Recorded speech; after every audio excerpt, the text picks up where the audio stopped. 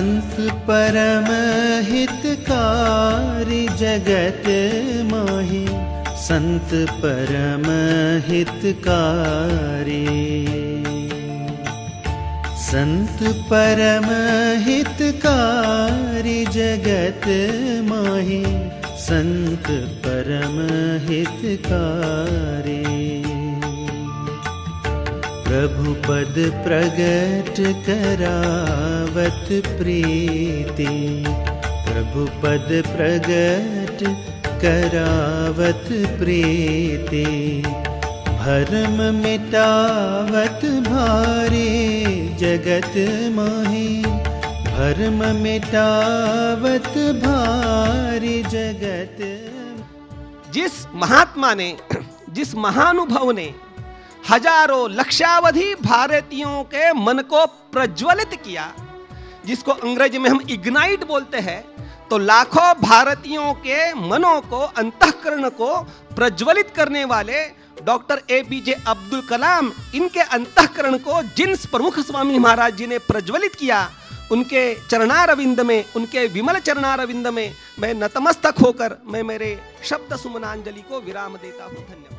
1100 मंदिर, 1100 शिष्य, 70 लाख पत्रों का उत्तर, इतने 17,000 गांवों में भ्रमण, 56 देशों में भ्रमण, इतना अद्भुत कार्य किए, लेकिन कभी भी उसका क्रेडिट नहीं लिए। हमेशा निमित्त के रूप में स्वयं को देखा, हमेशा ये सोचा कि मैं तो भगवान का और गुरु का एक छोटा सा दास हूँ। कभी अपने आप को कर्ता नहीं मानते थे, स्वयं को निमित्त मात्र मानते थे। त्यांचं जे कार्य गौरव आहे तेव्हा आपणा सर्वांना विदित आहे, एवढं मोठं कार्य त्यांच्याकडून होऊन गेलेलं आहे आणि आजही सुद्धा या कार्याचा आणखी आपल्याला उपसंहार होतो। ज्यांचं अस्तित्व जरी पार्थिव देहाने जरी नसेल तरी पण सुद्धा सर्वांच्या अंतःकरणामध्ये त्यांची प्रेरणा आहे। अशा या उदार भावनेने राहून केवढं मोठं मंदिराचं कार्य त्यांच्याकडून झालेलं आहे, तेव्हा त्यांच्या चरणी वारकरी शिक्षण संस्थेतर्फे आणि ही आमची आदरांजली अर्पण करतो।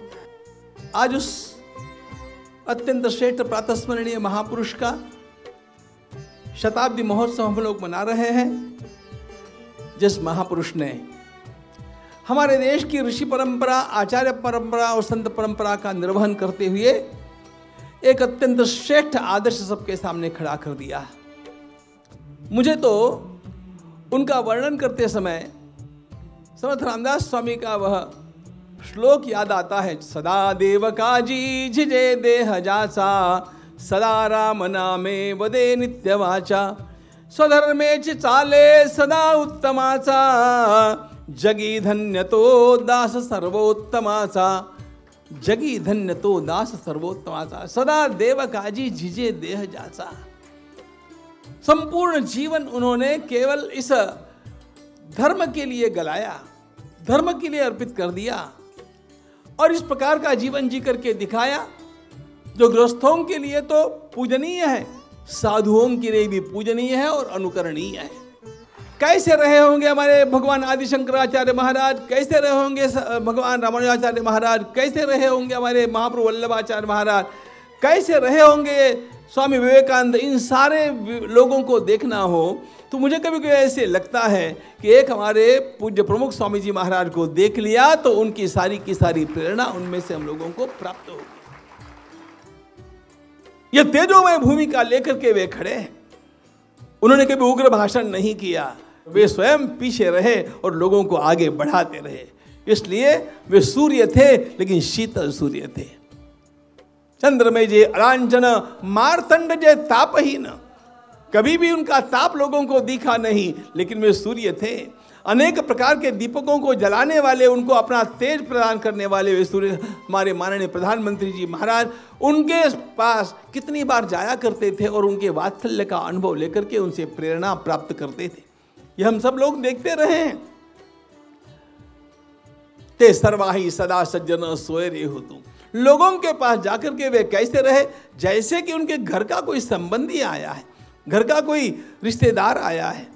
उस महापुरुष का गुणगान कितना करेंगे। ये तो आरंभ है मित्रों, ये शताब्दी का समय है।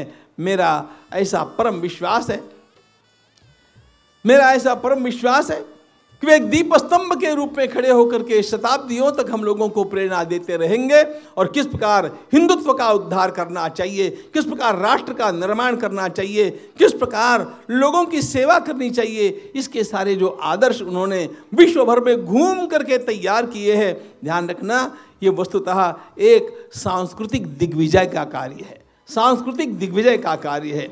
इन्होंने प्रेम के बल पर, अपने मंदिरों के बल पर और अपने साधुओं के बल पर और सेवा के बल पर सारे संसार को अपने सामने ऐसा विनम्र कर दिया कि लोगों को उनके समक्ष मस्तक झुकाने के अलावा कोई चारा ही नहीं रहा। इस प्रकार के एक महान विभूति का हम लोग आज शताब्दी के इस निमित्त में वंदन करने के लिए, अभिनंदन करने के लिए, उनको भावांजलि अर्पित करने के लिए एकत्रित हैं। मैं पूज्य स्वामी जी महाराज के चरणों में श्रद्धांजलि अर्पित करता हूँ।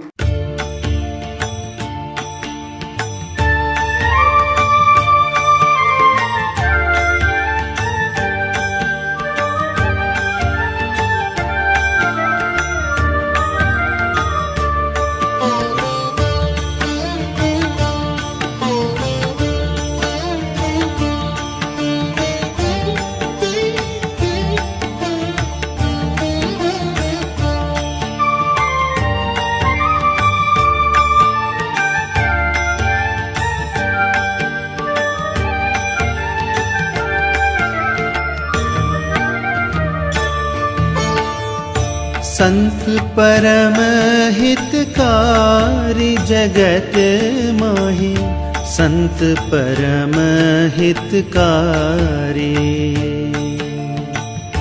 संत परम हितकारी जगत माहि, संत परम हितकारी।